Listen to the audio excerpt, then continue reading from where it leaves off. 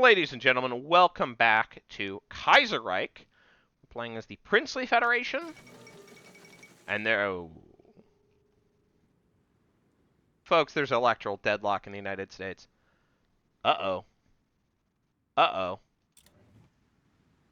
That doesn't bode well. Quite badly, indeed. Quite badly. Anyways, we are trying to keep things chilling in the neutral on control of the council. Spanish Civil War has started.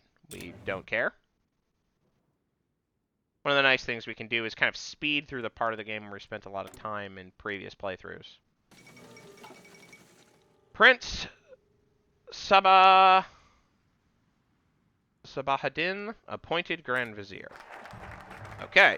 Strengthen Madrasi heavy industry. Okay. Civilian factory. Think.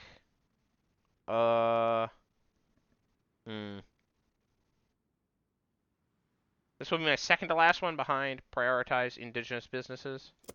Maybe. We'll see. Republican victory in Brazil, as it is. Failed revolt in Ukraine, as it goes. But the question is, do we want to try fortifying their border?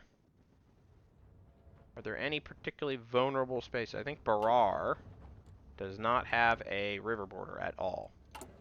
So these three tiles could use some fortification.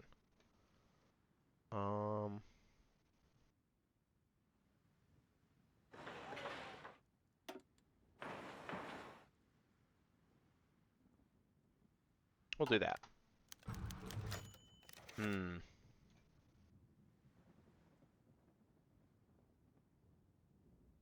Meeting with Iyer. Unable to get the thought out of his head, the Nizam recently issued a private request to Iyer, requesting a meeting with him in Hyderabad.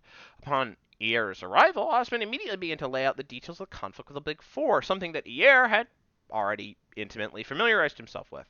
Coming prepared within moments of the Nizam requesting his aid in resolving the conflict, Iyer began to present a plan of his own. Making clear the Big Four never back down as long as the Nizam's power remains unchecked, Iyer instead suggested there are ways to place checks upon the Nizam without further empowering the rest of the council. To do this, his plan suggests that instead of having a member of the council serve as National Diwan, an elected National Assembly should be established from which Osman would appoint a Diwan to carry out most of the Federation's daily operations. So basically what he's saying is get a prime minister. Iyer also made it clear while this plan would of course limit the Nizam's power, it would limit the power of his rivals even more so, as Osman would still maintain authority over who he chose to appoint as Diwan, as well as the ability to veto laws passed by the Assembly. While the Nizam was not initially convinced by this idea, his ears began to perk up at this explanation. His opinion was further cemented when Iyer explained that he knows for certain from his relationship with that Varma that the Big Four would be placated by such a scenario, as it would both, in their eyes, limit the Nizam and strengthen their own position, if they begin to privately worry about how long the Federation can last without democratization. While not going as far as to immediately commit to the ideas presented, it seems clear that Nizam has been won over by Iyer's arguments, and that he will certainly keep this plan in mind if the time comes. Iyer's plan should certainly be considered.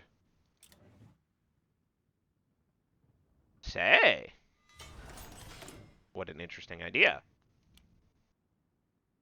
When they say about ultra revolt in Paraguay, you know what they say about liberalization? You know, do a little now so you don't have to do a lot later. The Green International falls to radicalism. What is going on?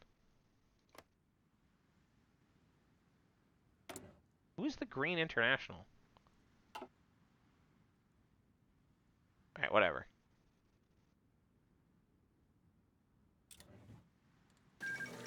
Min-game insurgency, rip. You tried. Italian democracy survived, so it would seem.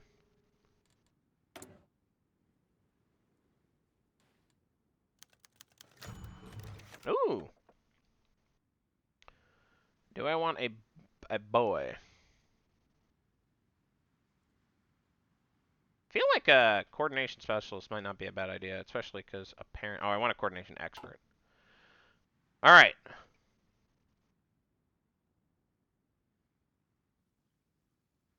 Razvi and the Razakars.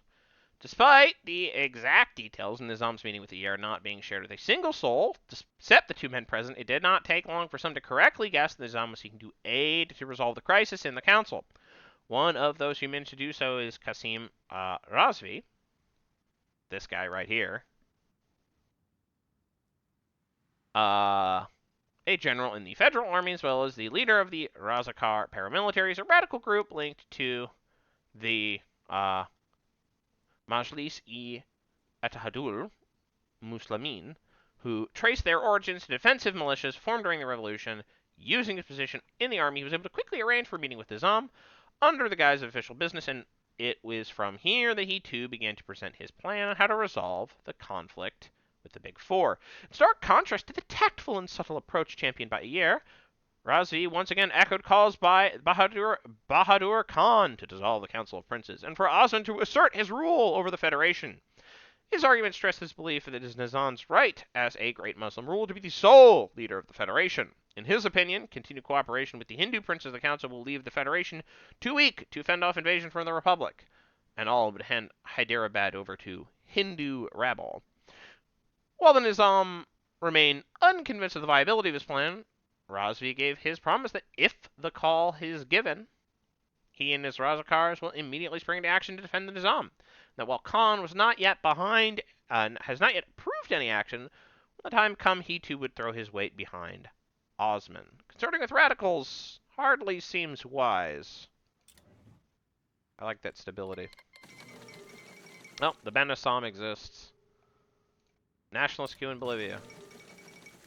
William Bora elected president of the USA. After nearly 2 months of uncertainty, there is finally a winner in the drawn-out U.S. election.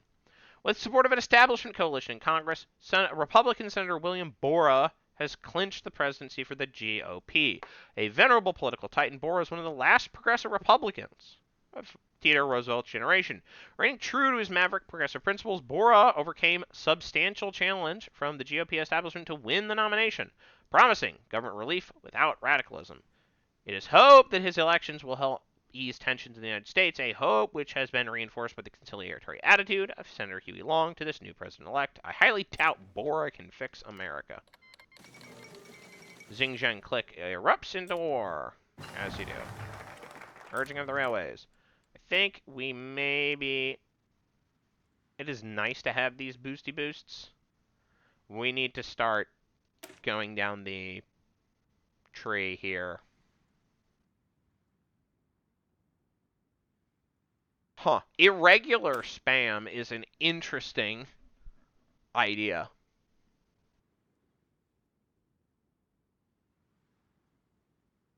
Versus artillery. We're going to streamline the command structure.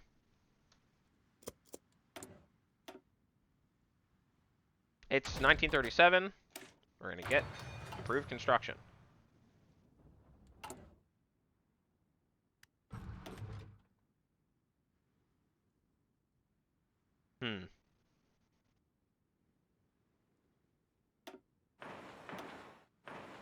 That'll do.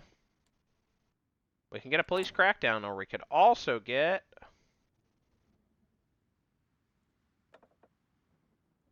Coordination guy? I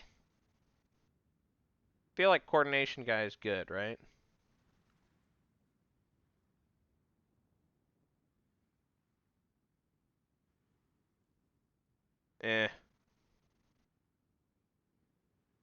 No, what we probably want is political power guy. Oh dear. Rumblings in Hyderabad. Within the next few weeks, Nizam's great silver jubilee, Durbar, is set to begin, overshadowed by the great backdrop of Nizam's private plotting against the council. No one but Osman knows truly what he is planning. It seems that others have slowly begun cottoned onto his scheming. Despite the general public being none the wiser, those involved in the planning of this Durbar have slowly come to expect to not proceed as planned. It seems that conflict may finally see its climax. We'll see what this means. Socialists assume full control in Norway. Did they really betray King Hakon's trust? The fall of Madrid. So shamelessly. And there we go.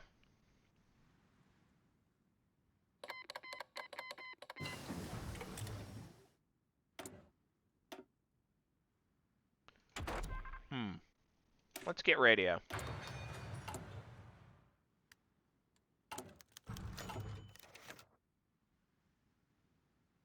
The Nizam's gambit. Well, with many, the Big Four especially, nervous regarding rumors of plotting by the Nizam, their invitation to meet with Osman in Hyderabad prior to the Durbar's commencement leave them worried about what it would entail. To their surprise, upon arriving in Osman's office, they were greeted not only by the Nizam, but also by representatives of Antara Maha Saba, the Justice Party, and even Eir himself. With all these people gathered together, Eir was gestured forward by the Nizam to begin laying out plans for a democratically elected national Diwan as a replacement for the concept originally suggested by the Big Four. The shock of such a statement immediately left all the guests dumbfounded, with no one present knowing how to truly react to the idea itself, and the concept of Nizam being willing to surrender any of his power this willingly. Requesting a recess to privately compose their thoughts, the Big Four used this opportunity to discuss the ideas presented among themselves. While initially beginning there was nothing but a cheap trick by Osman, Eir's involvement suggested to them this may indeed be genuine, and although such a proposal would not grant them the level of power they were initially aiming for, accepting it would still address most of their immediate concerns with Osman's abuses. Ultimately, agreeing upon accepting the proposal in the meeting would soon reconvene. Upon hearing their acceptance, Nizam would directly announced to them his intention to proclaim this change as part of the Durbar and to schedule an election in the weeks after. While everyone but Eir left the meeting with an uneasy feeling this compromise was too good to be true, they were at least reassured that conflict had been, for now, the conflict had been resolved without violence. A good compromise leaves everyone room to plot. Boy, that helped our stability quite a lot. Hopefully.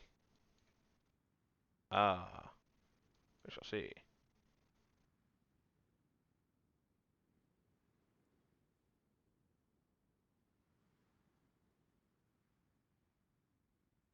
Ha ha ha. Well, uniting India is a necessary precondition for any of this to be successful. The Durbar proclamation.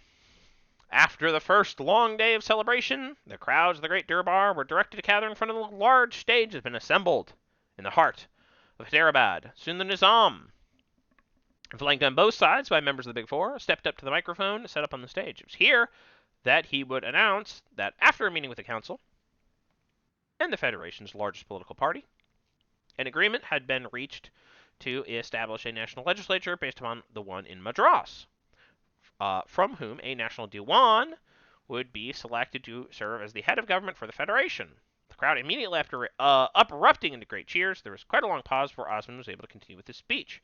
After enough time, he was able to further declare the first election would be held in 6 weeks' time, with seat allocations being published within the following days, and already provided 2 major parties of the Federation. The 5 men would afterwards depart from the stage to another round of cheers from the gathered nation. The nation steps into the modern age. The general election will be held within the entire Federation will be held within 6 weeks' time. The Princely Federation becomes known as the Deccan Federation. We are not so princely anymore. We are moving towards constitutional monarchy of some kind. Streamlining the command structure. Okay. I think we need to get to a new federal army. We're going to develop the Pune Officers Academy. And then, of course, we're going to get Spirit of Division Command. We get more entrenchment, more speed, and less org loss. We could get... yeah. Org loss when moving. This is less org loss when below 25% org, which effectively gives us additional org. We can't select a preferred tactic yet. More entrenchment seems pretty good. It's a little defensive. Fourth Balkan War. but I feel like we might need it.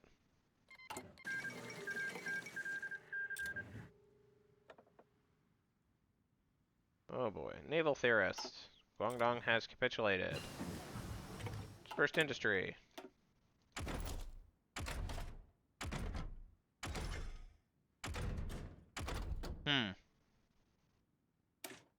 Let's get more factories. Alright, Nanjing stands dominant. The march on Dublin. Oh. As always, the Irish are the opposite of their neighbors. So they have gone. Paternal autocrat. While the Sindhis remain in charge, as you do.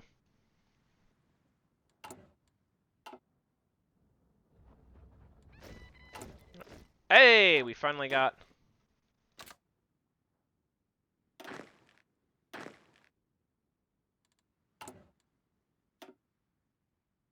our mountaineer divisions.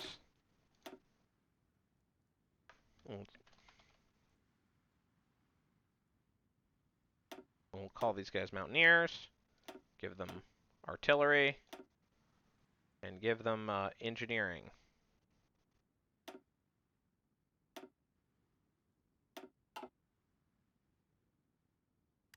I think that's fine by me. So the question is, can we convert these guys to mountaineers? The answer is, yes, we can. Can we train anymore? Yeah, you should be converted to mountaineers as well.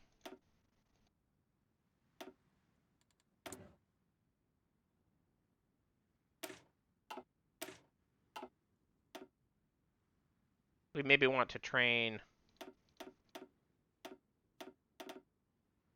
more defense force.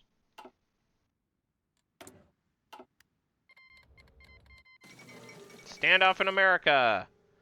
Oh boy. Revolutionary, Bora celebrated his victory by forging an alliance with his former rival, Huey Long. Emboldened the far left. Revolutionary Congress convened in Chicago. As you do.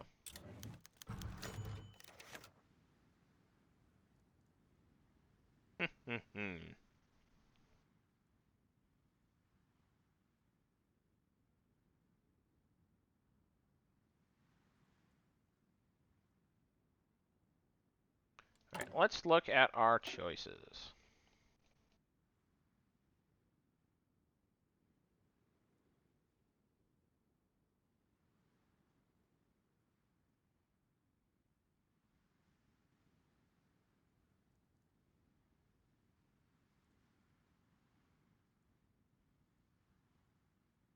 I'm thinking about, what is Andhara Masara? Okay, so this is the Liberals. Okay.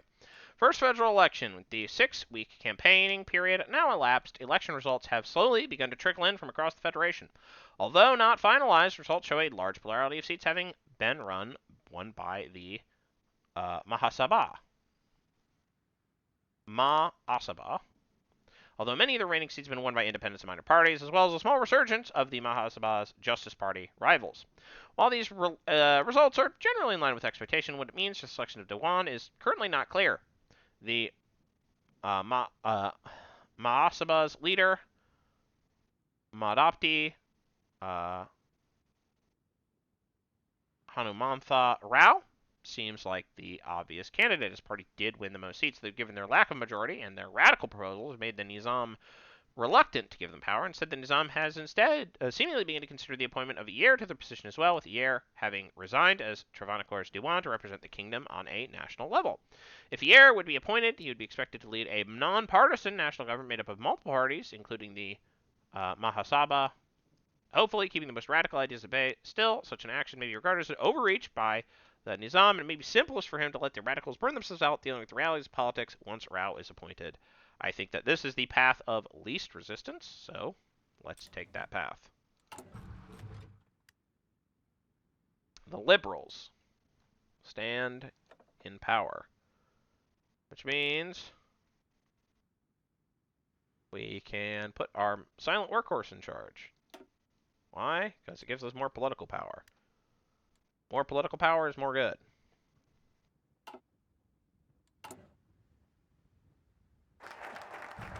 Una Officers Academy. Ugh, I'm debating going... Alright, well. Elephant Sappers.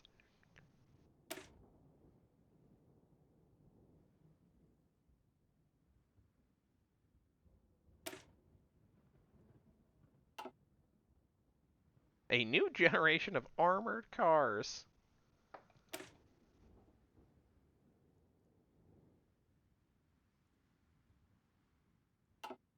Well, new federal army either way is what we need. Oh dear. The battle begins soon. Even with the crisis of the council now, a thing of the past, important not to forget the true enemy of the North. With intelligence and Dominion beginning to believe that an invasion of both of us could begin within the next few months, they've identified weaknesses in the equipment used by our armed forces. Although they cannot completely solve the problem, they've sent a large supply of weaponry to help us prepare for what seems like an inevitable confrontation sooner than anyone would like. It certainly seems the hour will soon be at hand. I'm going to make these guys... Let's call these guys infantry. We have a thing called infantry. Can I set these guys to be quote-unquote infantry? We have almost exactly enough support equipment for it. We will want to make them artillery buff as well. Alright, that is... The American Civil War has begun. Not a two-way war. A one-way war. Boy, the Red Guard militias are not very good.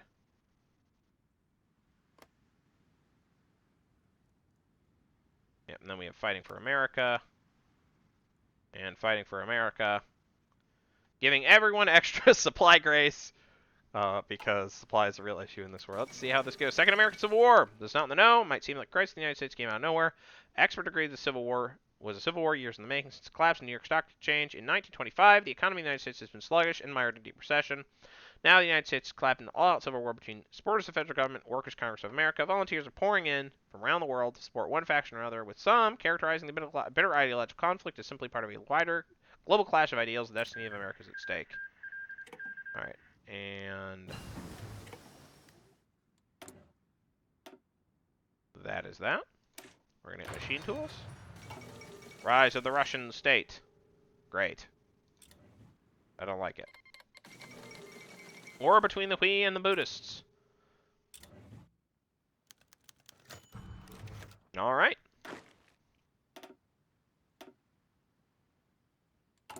Right, I was going to change my infantry to add support artillery. And then deploy my guys.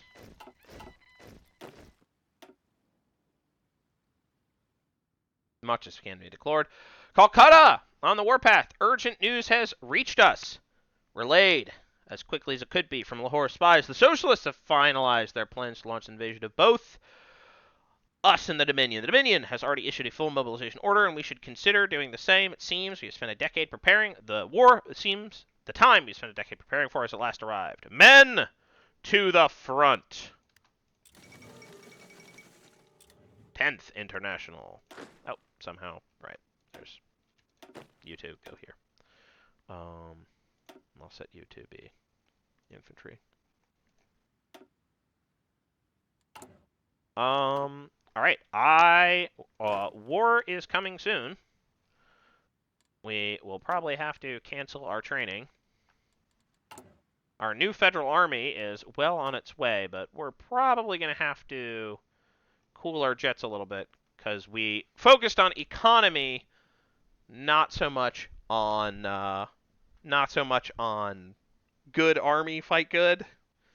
Well, I'll see you in the next episode for the beginnings of the war for India. Goodbye.